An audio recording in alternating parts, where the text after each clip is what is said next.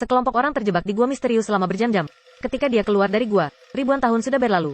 Sekitarnya sudah menjadi gurun. Udaranya tidak cocok untuk kelangsungan hidup manusia. Telepon satelit tidak bisa mendapatkan sinyal apapun. Carla hanya bisa memanjat lebih tinggi. Tapi dia menemukan bahwa badai besar datang dari kejauhan. Sebuah pesawat luar angkasa aneh melayang di langit.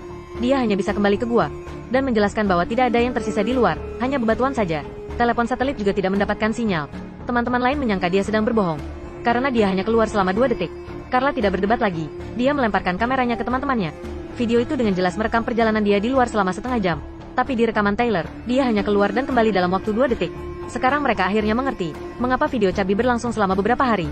Ternyata talinya tidak putus, tapi akibat gesekan dalam waktu panjang. Kecepatan waktu di dalam gua berbeda dengan yang di luar. Kilatan di mulut gua kemungkinan besar disebabkan oleh terbit dan terbenamnya matahari. Mereka berpikir di luar hanya berlalu beberapa bulan saja. Jesse tiba-tiba teringat bahwa fenomena ini mungkin disebabkan oleh air mancur abadi. Mungkin saja air mancur abadi ada di sekitar mereka. Taylor melihatnya seperti melihat orang bodoh. Jesse terpaksa harus menyerah pada pemikiran itu. Namun pikiran Jesse adalah jawaban yang tepat. Taylor tiba-tiba menemukan bahwa walkie-talkie Cabi rusak. Tapi di dalam rekaman, walkie-talkie-nya masih berfungsi saat Cabi jatuh. Jadi mereka menonton kembali rekaman Cabi. Saat ini mereka baru menyadari bahwa Cabi masih hidup ketika dia jatuh. Suara serak yang memanggil meminta bantuan itu adalah Cabi. Namun, ada orang lain yang tiba-tiba muncul di gua dan membunuhnya. Walkie-talkie-nya juga dirusak. Artinya ada orang lain di dalam gua ini selain Profesor. Taylor bertugas berjaga di depan terowongan. Carla menggunakan tali naik ke atas gua lagi. Sang adik menonton kembali rekaman Cabi. Setelah diperlambat, dia menemukan warna cahaya terus berubah. Cahaya putih bukanlah terbit dan tenggelamnya matahari dalam sehari, tapi jejak sinar matahari di cakrawala. Setiap kilatan cahaya putih bukanlah satu hari, tapi pergantian musim. Mereka sudah berada di dalam gua selama berjam-jam. Waktu di luar sudah berlalu lebih cepat dari yang mereka bayangkan. Beberapa detik di sini seperti 1 tahun di luar. Gawat, tiba-tiba sebuah tongkat jatuh dari atas gua. Dalam sekejap, tongkat itu berubah menjadi tangga. Carla segera berbalik dan mencoba menggunakan tangga untuk memanjat keluar. Tapi seorang raksasa tiba-tiba muncul di mulut gua. Dia terpaksa turun lagi. Akibatnya, seorang raksasa berbaju zirah menuruni tangga. Saat ini, orang-orang primitif di dalam terowongan juga muncul. Mulai menyerang raksasa berbaju zirah ini. Mereka bergulat bersama seperti musuh. Tapi orang primitif segera dikendalikan oleh raksasa. Dengan senjata teknologi tinggi, beberapa orang mengambil kesempatan untuk melarikan diri ke dalam terowongan. Tapi raksasa itu juga mengejar ke arah mereka. Mereka memasuki gua yang penuh dengan api. Bertemu orang tua profesor yang telah menghilang selama 40 tahun. Sepertinya mereka baru saja meninggal. Di seberang ada sekelompok orang primitif, sedang mengelilingi pria yang baru saja dibunuh. Taylor meminta para gadis itu melarikan diri. Dia akan tinggal untuk menahan mereka. Meskipun Taylor menyerang duluan dengan batu, tapi satu orang melawan 3 orang primitif yang kuat. Dia pun pingsan. 2 orang primitif segera mengejar gadis lainnya.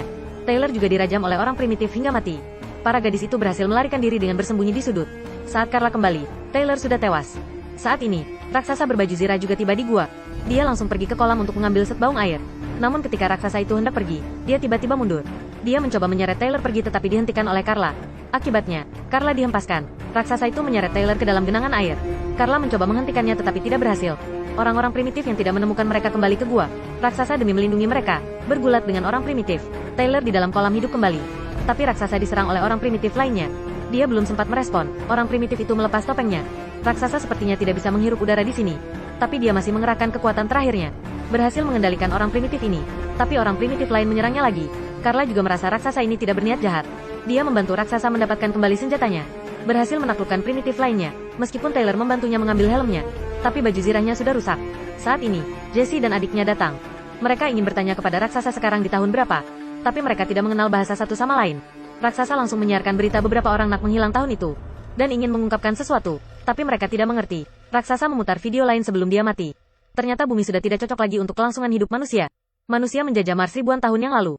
Bahkan jika mereka kembali ke permukaan sekarang, mereka tidak akan menemukan apapun lagi. Saat itulah Taylor menemukan ransel Profesor. Dia berpikir begitu dia menemukan Profesor, mereka pasti punya cara untuk mengatasi hal ini.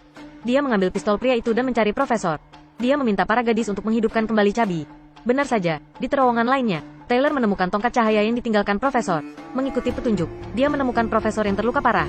Dan pemandangan yang lebih mencengangkan di depannya. Gadis kecil ini adalah adik Profesor. Segala sesuatu di dalam tampaknya berhenti. Ternyata waktu di sini, puluhan ribu kali lebih lambat daripada di terowongan.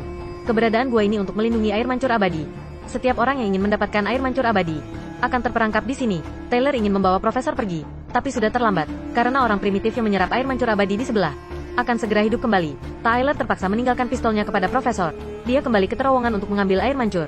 Beberapa orang melemparkan Cabi ke dalam kolam dulu, lalu menuangkan minyak di lubang terowongan. Tiba-tiba terdengar suara tembakan di luar. Orang primitif sudah bangkit kembali. Mereka membakar lubang itu dan segera melarikan diri. Beberapa orang menggunakan tangga raksasa. untuk memanjat keluar dari gua. Kemudian sebuah kecelakaan terjadi lagi. Mulut gua berubah menjadi kolam. Carla hendak menjangkau dan menyentuhnya. Tapi dia tiba-tiba ditarik ke dalam kolam. Tepat ketika Taylor mencoba menyelamatkannya, orang primitif sudah menemukan saklar tangga. Tangga itu ditarik dalam sekejap. Carla juga ditarik ke dalam kolam. Saat dia berjuang menyelamatkan diri, seseorang mengenakan masker padanya, dan menariknya keluar. Segala sesuatu di bawah seperti berhenti. Tiba-tiba tentakel hitam muncul dari dalam air dan menjerat mereka bertiga. Ketika mereka tergantung di udara, orang-orang primitif di bawah masih ingin menangkap mereka. Saat ini, Carla keluar dari kolam, dan meminta mereka untuk menahan napas. Dia akan menarik mereka satu persatu. Tak butuh waktu lama, ketiganya ditarik ke dalam kolam. Kemudian beberapa tentakel muncul dari kolam. Tak lama kemudian, Chubby sadar. Di sini adalah luar angkasa. Kemudian profesor juga tiba-tiba muncul. Ternyata orang masa depan menyelamatkan mereka. Keluarga profesor juga diselamatkan. Mereka juga akan pergi ke rumah baru para manusia di Mars.